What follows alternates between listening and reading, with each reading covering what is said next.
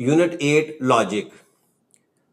Logic actually जो branch of mathematics है जिसको हम मैथमेटिकल लॉजिक कहते हैं। Logic is a systematic method of reasoning that enables one to interpret the meanings of statements, examine their truth and deduce new information from existing facts. यानी logic is a systematic method of reasoning, यानी systematic method of reasoning से मुराद ये है कि किसी चीज का सही साबित करने के लिए या किसी स्टेटमेंट्स को सही कहने के लिए हमारे पास कुछ जो है वो सेट ऑफ रूल्स होंगे या कुछ जो है वैलिड प्रिंसिपल्स होंगी, यानी उनको यूज करते हुए हम किसी के बारे में कह सकते हैं कि ये बात सही है या गलत है। या हम इसको इस तरह कह सकते हैं कि ये एक ऐसी स्टडी है जिसमें हम किसी चीज के सही या गलत के लिए कुछ जो है वो स्टेटमेंट्स, सिंबल्स या रूल्स जो हैं उनको जो है वो हम यूज करेंगे और कुछ हमारे पास गिवन अजम्पशंस होंगी जिनकी बिना पर जो है वो हम किसी चीज के सही या गलत का जो है वो फैसला करेंगे। या इसको और मैं सादा जुबान में कहूँ तो लॉजिक्स एक्चुअली क्या है, वो एक मंतक होती है, यानी एक सोचने का एक ऐसा तरीका है जो हकायक, शुआहद और मकूल वजूहात पर जो है वो मबनी होता है। अब आपकी लॉजिक जो है वो इम्पॉर्टेंट क्यों है, उसकी वजह यह है कि इस बिना पे जो हम प्रूफ्स लेके आएंगे वो हमारे जो है वो वैलिड होंगे। लॉजिक का फायदा क्या होगा कि logic plays an important role in decision making and problem solving. इसको इस तरह भी कह सकते हैं कि ये आपके जो आर्गुमेंट्स होंगे वो साउंड होंगे और उनके अंदर जो है वो कंसिस्टेंसी होगी। अब लॉजिक को एक हम छोटी सी एग्जांपल से जो है वो अंडरस्टैंड करते हैं। जैसे मैं कहूँ जी मेरे पास जो दो स्टेटमेंट्स हैं, ये आगे जाके हम नेक्स्ट स्टेप के अंदर जो है देखेंगे। अब स्टेटमेंट कैसे, सपोज जो है एक मेरे पास स्टेटमेंट है उसको मैं पी से रिप्रेजेंट करता हूँ, वो मैं कहता हूँ जी it is raining, it is raining. और दूसरी स्टेटमेंट जो मेरे पास है उसको मैं जो है वो क्यू से रिप्रेजेंट करता हूं और वो मैं कहता हूं द ग्राउंड इज वेट। अच्छा, अब मैं अगर इसका लॉजिकल स्टेटमेंट जो है वो बनाऊं तो क्या होगी, P इंप्लाइज Q। अच्छा, इसका मतलब क्या हुआ, if it is raining then the ground is wet. या हमारे पास एक स्टेटमेंट थी सिंपल, इट इज रेनिंग। अब देखो इसकी जो है वो सिस्टमैटिक मेथड ऑफ रीजनिंग क्या हुआ कि हमने इस चीज को साबित करना था कि क्या ये बारिश हो रही है, तो उसका रीजन हमने क्या दी, द ग्राउंड इज वेट। यानी जब भी आपको बारिश होगी तो उस सूरत में क्या होगी, आपकी ग्राउंड जो है वो गीली हो जाएगी। तो ये आपकी जो है इसको कहते हैं कि ये आपकी जो है वो लॉजिकल स्टेटमेंट है और वो क्या है, वो वैलिड है।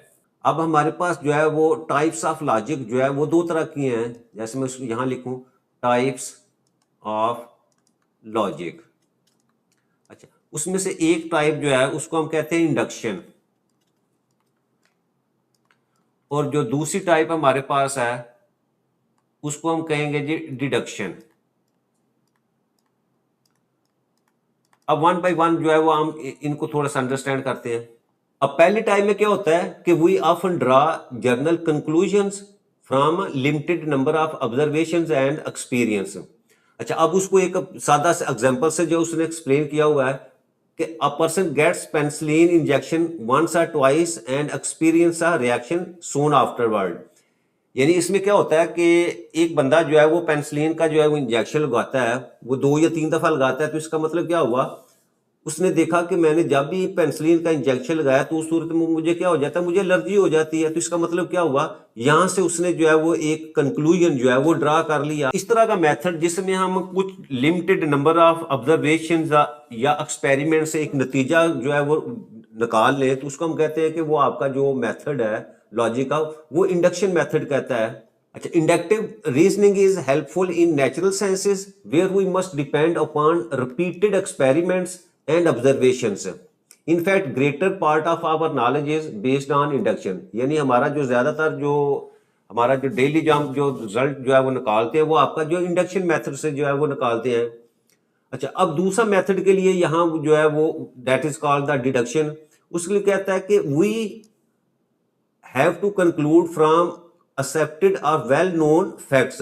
यानी ये मेथड क्या है कि ये हमारे पास जो है वो वेल नोन फैक्ट्स होते हैं जैसे उसने एग्जांपल दी हुई है कि सपोज जो है वी ऑफन कंसल्ट लॉयर्स और डॉक्टर्स, यानी हमारे पास जो है वो किसी डॉक्टर के बारे में या किसी लॉयर के बारे में जो है वो एक फैक्ट बन जाता है, यानी एक माइंडसेट बन जाता है कि जी फलां डॉक्टर जो है वो बहुत अच्छा है या फलां वकील जो है वो बहुत अच्छा है। तो उस सूरत में यानी आपके जो पहले से लोगों का माइंडसेट बना होता है, हम उसी बेस के ऊपर जो है वो एक कंक्लूजन जो है वो निकाल लेते हैं। इसमें हम जो है वो कोई एक्सपेरिमेंट या ऑब्जर्वेशन जो नहीं करते, बल्कि जो हमारे जो पहले से जो हमारे पास जो है वो फैक्ट्स होते हैं या लोगों के जो ख्यालात होते हैं, उसी के ऊपर जो है वो हम एक जो है रिजल्ट निकाल लेते हैं कि ये बात सही है। तो इस तरह का जो मेथड होता है या रीजनिंग मेथड या लॉजिक का मेथड जो है उसको हम डिडक्शन कहते हैं। ऑल मैन आर मॉर्टल, यानी जितने भी इंसान हैं वो क्या है वो फानी है। तो वी आर मैन, अगर हम इंसान हैं, therefore we are also mortal, तो इसका मतलब अगर हम इंसान हैं तो फिर हम भी फानी हैं। तो ये जो मेथड ऑफ रीजनिंग है इसको हम जो है वो डिडक्शन कहते हैं। नेक्स्ट हमारे पास एक डेफिनेशन जी, स्टेटमेंट क्या होती है। A sentence or mathematical expression which may be true or false but not both is called a statement।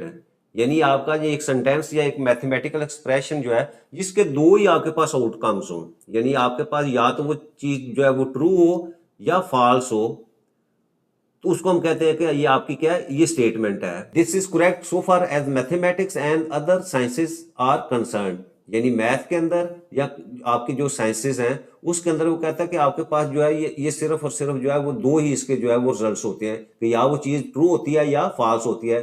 जैसे यहाँ उसने एक statement A is equal to B, यानी इसका क्या है, ट्रू या फॉल्स। ए और बी में क्या होता है कि या वो दोनों चीजें आपस में ये ए और बी इक्वल होंगे या इक्वल नहीं होंगे, इसके अलावा तीसरी कंडीशन आपके पास कोई नहीं है।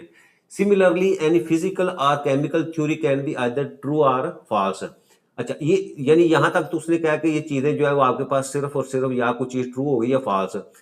अब यहाँ वो कह रहे हैं कि आपके पास स्टैटिस्टिकल और जो सोशल साइंसेज हैं, यानी आपके पास ये जैसे इकोनॉमिक्स है, एजुकेशन है या मैथ कम्युनिकेशन है, ये एक ऐसे फील्ड्स हैं कि यहाँ आपके पास सिर्फ और सिर्फ दो ऑप्शंस नहीं है कि यहाँ कुछ चीज ट्रू हो या फॉल्स हो, बल्कि वहाँ आपके पास ऐसे ऑप्शन भी है जो अनडिसाइडेड है। अब इसके बाद उसने कुछ एग्जांपल्स दी हुई हैं, कुछ जो स्टेटमेंट्स हैं। Here we discuss some examples of mathematical statements that are true, यानी ट्रू जो है स्टेटमेंट्स दी हुई हैं। जैसे फर्स्ट करो, for an non zero real numbers X and integers M and N we have, यानी अगर आपके पास ये ऑप्शन मौजूद है, ये एक्स की पावर एम हो और उसको मल्टीप्लाई करें एक्स की पावर एन, तो हमेशा जो है वो एक्स की पावर जो है वो एम प्लस एन जो है वो हम लिख सकते हैं। इसी तरह sum of measure of interior angles of a triangle, यानी किसी भी ट्राइंगल के जो इंटीरियर एंगल्स हैं उनका सम जो है 180 होता है।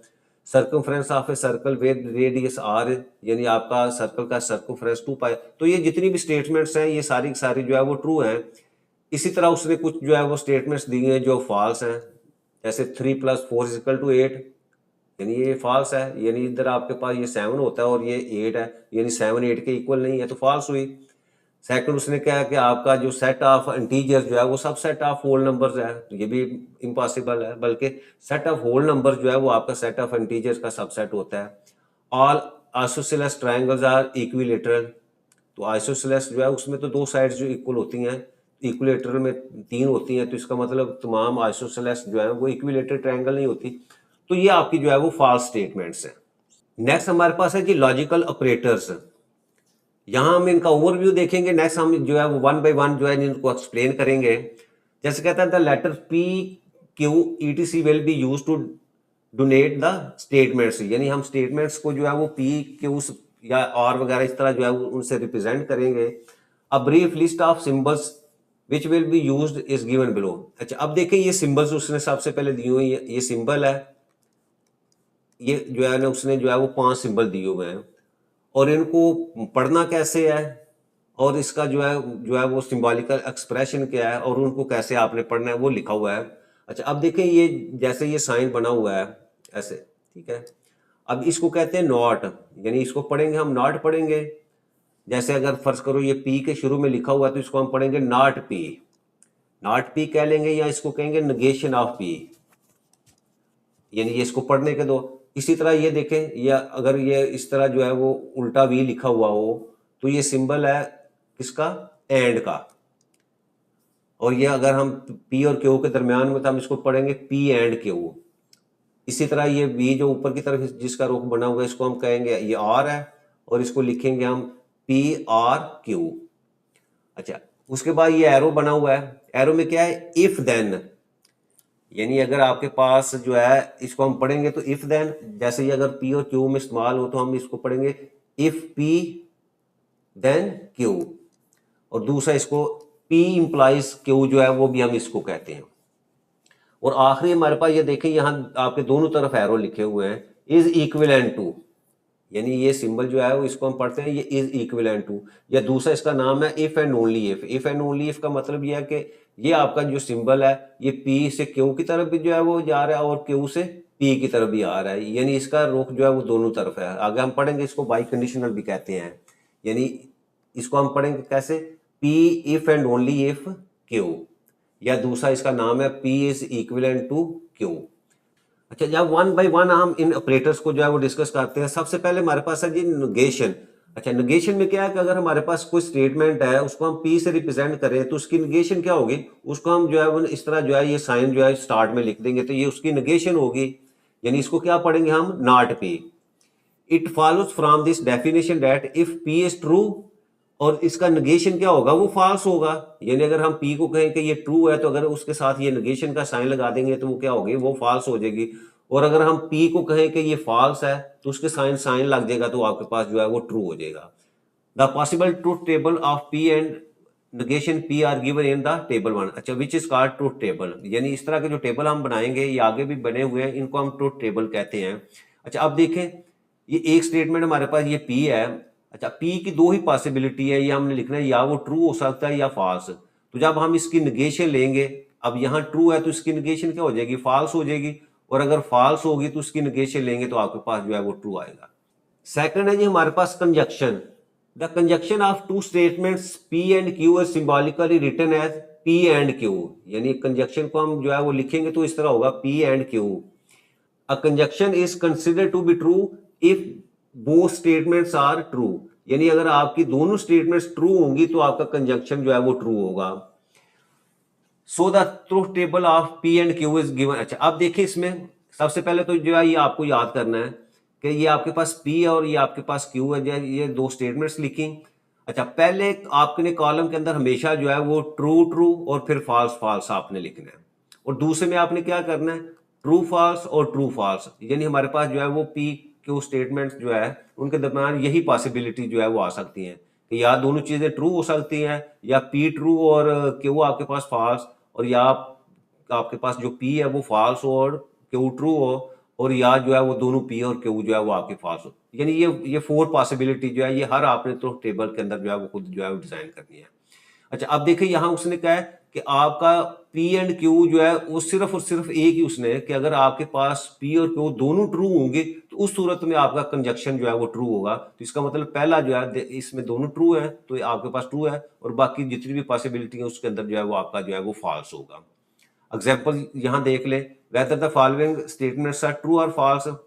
Lahore is the capital of Punjab, यानी लाहौर जो है वो पंजाब का कैपिटल है, और Quetta is the capital of Balochistan, यानी दोनों आपकी जो है स्टेटमेंट्स ट्रू हैं। तो इसका मतलब क्या हुआ, इसका जो अब हम जो है वो कंजक्शन लेंगे तो वो भी ऑटोमेटिकली आपके पास जो है वो ट्रू होगा। इसी तरह ये देखें, 4 लेस देन 5 है और एंड 8 जो है वो लेस देन 10, यानी ये पहली भी आपकी ट्रू है और दूसरी भी ट्रू है, तो इसका मतलब क्या होगा, इसका एंड जो है वो या कंजक्शन जो है वो भी आपके पास जो है वो ट्रू होगा। इसी तरह यहां देखें 2 + 2 = 3, ये फॉल्स है, और इधर क्या लिखा हुआ है 6 + 6 = 10, ये भी आपके फॉल्स है, यानी दोनों फॉल्स है। तो इसका मतलब क्या होगा, इसका जो कंजक्शन होगा वो भी आपके पास जो है वो फॉल्स ही होगा। अच्छा, नेक्स्ट हमारे पास डिसजंक्शन। अब डिसजंक्शन से क्या मुराद है, the disjunction of P and Q is symbolical written as P or Q, इसको हम पढ़ेंगे पी आर क्यू। अच्छा, अब देखें, the disjunction P or Q is considered to be true when at least one of the statements is true, यानी आपके पास ये जो स्टेटमेंट्स है, यानी ये पी यू की है और ये क्यू की हैं, उनमें से कहता है कि अगर एक भी ट्रू है तो उस सूरत में आपका डिसजंक्शन जो है वो ट्रू होगा। अब यहाँ देखें, यहाँ तो दोनों ट्रू है तो ये ट्रू हुआ। यहाँ जो है वो एक ट्रू है और एक फॉल्स है, उस सूरत में भी आपका जो है वो डिसजंक्शन ट्रू होगा। यहाँ पहली फॉल्स है दूसरी ट्रू है, तो उस सूरत में भी आपका जो है डिसजंक्शन वो ट्रू होगा। तो अगर दोनों फॉल्स होंगे तो उस सूरत में यहाँ जो है वो आपके पास जो है फॉल्स है। यानी उसने क्या कहा, यानी हमारे पास जो कंक्लूजन है वो ये है कि अगर उसमें से कोई एक भी ट्रू होती है एटलीस्ट वन, तो उस सूरत में आपका जो है वो डिसजंक्शन जो है वो हमेशा ट्रू होगा। आज उसकी एग्जांपल देखें, 10 इज पॉजिटिव इंटीजर और 0 is a rational number, find truth value of this junction. अच्छा अब देखो यहाँ 10 जो है वो पॉजिटिव इंटीजर है, ये भी स्टेटमेंट ट्रू है। या उसने कहा 0 इज अ रैशनल नंबर, 0 भी रैशनल नंबर, तो ये तो दोनों स्टेटमेंट्स आपकी ट्रू हैं। अगर दोनों ट्रू है तो इसका मतलब डिसजंक्शन जो है वो ट्रू होगा, यानी ये पहले वाली कंडीशन जो है वो यहाँ जो है वो बयान की हुई है। दूसरी एग्जांपल में क्या है, triangle can have two right angles. वो कहते हैं एक राइट एंगल जो है वो उसके अंदर दो जो है वो आपके राइट एंगल्स होते हैं। या Lahore is the capital of Sindh. अब देखिए यहाँ ये पहली भी आपकी फॉल्स है, यानी ये वाली चीज यहाँ ये भी फॉल्स है, और ये दूसरी जो है वो आपका लाहौर जो है वो सिंध का कैपिटल, ये दोनों फॉल्स हैं। अब यहाँ दोनों फॉल्स है आपकी, बोथ स्टेटमेंट्स आर फॉल्स, तो डिसजंक्शन क्या होगा, वो भी फॉल्स होगा। यानी ये आखिरी जो है ना ये कंडीशन उसने लगाई हुई है। नेक्स्ट हमारे पास जो है वो लॉजिकल ऑपरेटर है, वो है इम्प्लीकेशन या कंडीशनल। अच्छा अब इसमें क्या है, a compound statement of the form if P then Q. अच्छा अब देखो इसको कैसे पढ़ते हैं, यानी इफ पी देन क्यू, या दूसरा इसका नाम जो पढ़ने का तरीका है वो P implies Q is called conditional और एन इम्प्लीकेशन। यानी इस तरह लिखा हुआ हो जैसे यहां उसने लिखा हुआ है इफ पी देन क्यू या पी इंप्लाइज क्यू। अच्छा अब इसमें क्या कि जो आपका पी है, जो पहली वाला आपके पास स्टेटमेंट है पी, उसको हम कहेंगे ये एंटीसीडेंट है या हाइपोथेसिस है, और क्यू को हम कहेंगे ये आपकी कंसिक्वेंट है या कंक्लूजन है। अब इसमें याद रखने वाली क्या बात है, a conditional is regarded as false, यानी आपकी ये जो ऑपरेटर है ये फॉल्स होगा कब, only when the antecedent is true, ये आपका एंटीसीडेंट जो है वो ट्रू हो, एंड कंसीक्वेंट इज फॉल्स, और आपका कंसीक्वेंट फॉल्स हो, तो इस सूरत में आपकी जो है वो कंडीशनल जो है वो फॉल्स होगी, और बाकी तमाम जो है कंडीशन में जो है वो आप जो है वो ट्रू होगी। नेक्स्ट हमारे पास जो है वो लॉजिकल ऑपरेटर है, वो है जी बाई कंडीशनल। अच्छा ये बाई कंडीशनल को जो है इस तरह जो है वो हम इसका लिखने का तरीका है, the statement P implies Q and Q implies P is shortly written as P biconditional Q and is called the biconditional or equivalence। अब देखो P से Q की तरफ भी हो, यानी P implies Q और Q जो है वो implies P हो, तो उसको हम कहेंगे ये biconditional है, या इसको जो है वो equivalence कहेंगे। अच्छा it is read as P if and only if Q, यानी ये नीचे लिखा भी हुआ कि इसको हमने कैसे पढ़ना है, इफ एंड ओनली इफ। अच्छा अब इसमें ट्रूथ टेबल जो है उसमें याद रखने वाली क्या चीज है कि आपके पास जो P है ये बाई कंडीशनल Q या P जो है वो equivalence to Q is true, यानी ये आपका जो है ये ट्रूथ टेबल जो है वो ट्रू होगा किस सूरत में, only when both statements P and Q are true और both statements P and Q are false. यानी दोनों अगर आपके पास ट्रू हो या दोनों फॉल्स हो, तो उस सूरत में आपका जो है वो बाई कंडीशनल जो है वो आपकी ट्रू होगी, अदरवाइज जो है वो फॉल्स होगी। अब देखो पीछे वाली जो कंडीशन है उसमें क्या हमने पढ़ा था कि अगर आपके पास जो है वो P ट्रू हो और आपका Q फॉल्स हो, तो उस सूरत में क्या होगा, आपका जो P इंप्लाइज Q जो है वो फॉल्स होगा और बाकी सब में वो ट्रू होगा, ये देख लें। अच्छा अब उसके बाद अगर हम Q इंप्लाइज P देखें तो इसका मतलब Q ट्रू होना चाहिए और आपका जो है वो कंसिक्वेंट जो है वो फॉल्स होना चाहिए, तो उस सूरत में जो है वो आपका जो है वो Q इंप्लाइज P जो है वो आपका जो है वो फॉल्स होगा। यानी ये कंडीशन जो है वो पीछे कंडीशनल की उसने दी हुई है। अच्छा अब देखो यहाँ बाई कंडीशनल में देखो उसने क्या कहा हुआ है कि अगर या तो दोनों ट्रू हो तो फिर आपका ट्रू होगा, या दोनों फॉल्स हो तो फिर आपका ट्रू होगा। तो यहाँ देखिए आपके पास जो है पहली में उसने दी हुई है, ये यहाँ दोनों आपके पास जो है वो ट्रू है, तो इसका मतलब यहाँ ट्रू होगा, और यहाँ भी दोनों ट्रू दिए हुए, तो इसका मतलब आपके पास जो है वो ट्रू हो। यानी बाई कंडीशनल में क्या होगा, या दोनों आपके पास ट्रू हो या दोनों फॉल्स हो, तो उस सूरत में आपका बाई कंडीशनल ट्रू होगा, अदरवाइज जो है आपके पास जो है वो फॉल्स होगा। नेक्स्ट है जी हमारे पास conditionals related with the given conditional. अच्छा अब देखो यहाँ P and Q be the statements and P implies Q be a given conditional. अच्छा अब यहाँ हम जो है तीन चीजें जो है वो स्टडी करेंगे कि आपका कन्वर्स, इनवर्स और काउंट्रापास्टिव। अच्छा, अब इसको यहाँ देखें कि अगर मेरे पास ये एक है P इम्प्लाइज Q। अच्छा, इसमें सबसे पहले हमने क्या करना है, इसकी कन्वर्स लेना है। कन्वर्स लेने का मतलब यह है कि आप क्या करेंगे, इसकी जगह चेंज कर देंगे, Q इम्प्लाइज P। तो यही लिखा हुआ है कि Q implies P is called the converse of P implies Q। यानी आप Q की जगह P और P की जगह Q लिख देंगे तो आप क्या हो जाएगा, वो उसका कन्वर्स हो जाएगा।